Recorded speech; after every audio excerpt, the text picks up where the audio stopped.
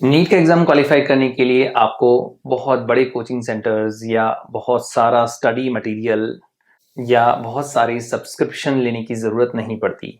NCERT is most important thing. अगर आप NCERT के इन टेक्स्ट क्वेश्चन, एनसीईआरटी की बैक एक्सरसाइज और एनसीईआरटी के जितने भी थ्योरी के अंदर दिए गए स्मॉल स्मॉल पॉइंट्स हैं, अगर उनको बहुत अच्छे से अंडरस्टैंड करते हैं तो you will be able to qualify. सब कुछ पढ़ने के बाद भी एक बहुत इंपॉर्टेंट बात यह है कि आप एक चैप्टर को दूसरे चैप्टर से, एक टॉपिक को दूसरे टॉपिक से या एक कॉन्सेप्ट को दूसरे कॉन्सेप्ट से रिलेट कर पाएं। That will help you.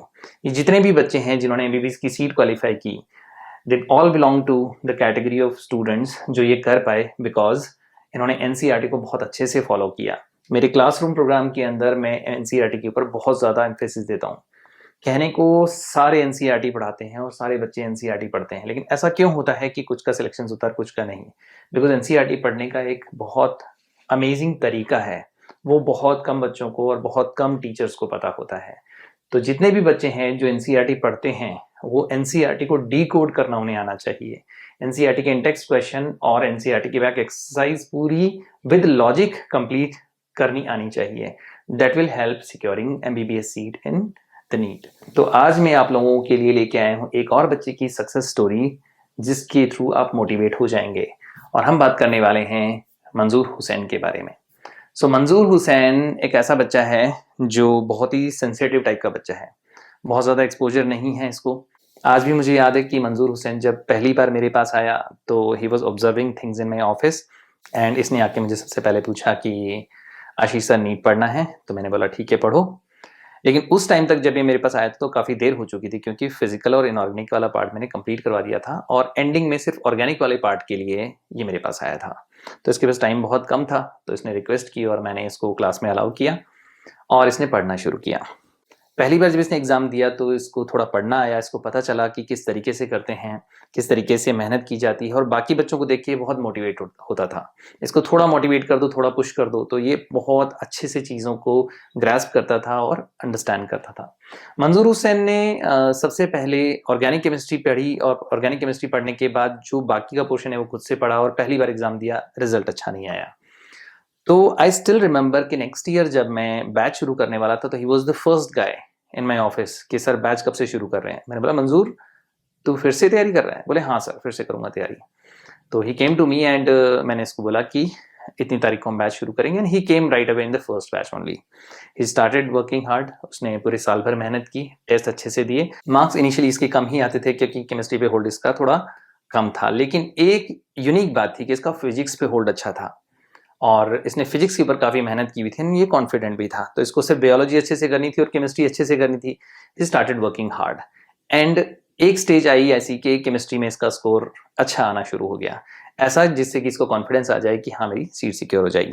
Exam दिया मंजूर ने और अब मैं सीधे लेके चलता हूँ कि बाद में क्या हुआ। एग्ज़ाम के बाद मंजूर का जो स्कोर आया उसके हिसाब से इसने ऑल ओवर इंडिया जो कोटा है, सेंट्रल लूप का जो कोटा है उसके अंदर अप्लाई किया कि चलो मैं कोशिश करूँगा वहाँ से मुझे कोई सीट मिले, क्योंकि ये जाना चाहता था जेएनके से बाहर।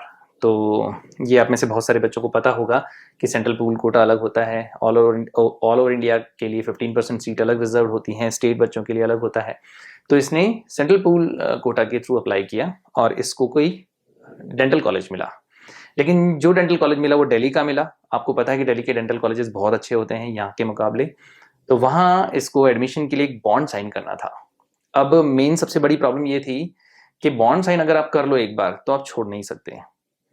इसने सबसे बड़ा डिसीजन उस टाइम पे ये लिया कि मैं बॉन्ड साइन नहीं करूंगा, I will leave the seat, मैं सीट छोड़ दूंगा बिकॉज इसको एमबीबीएस करनी थी, बीडीएस में ये नहीं जाना चाहता था। इस बच्चे की मुझे सबसे अच्छी बात ये लगी कि बच्चा ब्रेव है।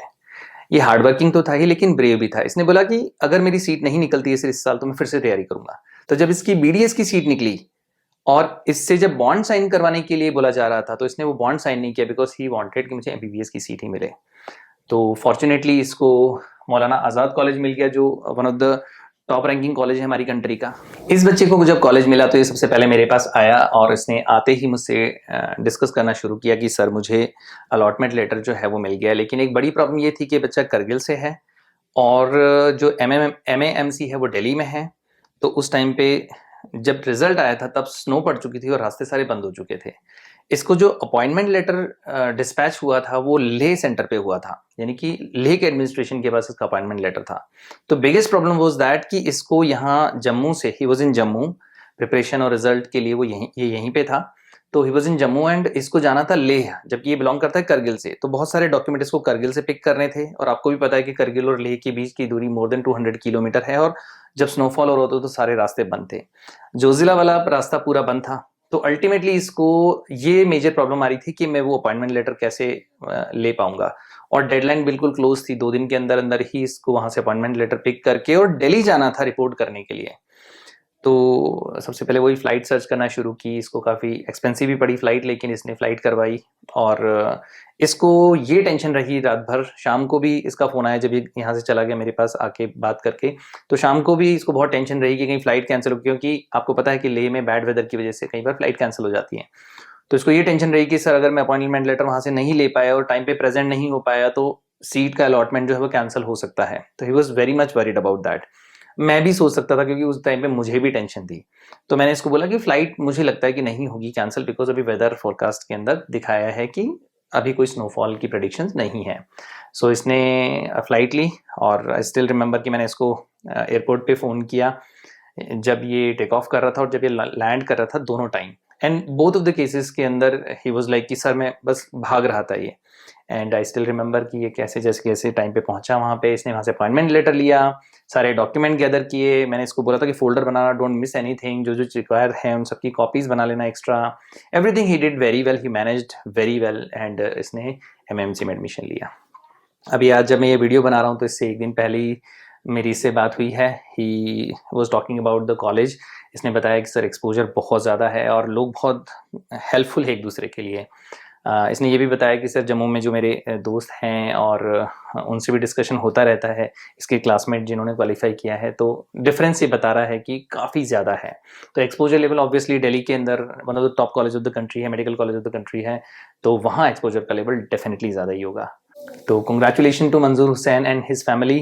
मुझे यकीन है कि एक बहुत अच्छा डॉक्टर बनेगा और आगे जाके सोसाइटी को सर्व करेगा।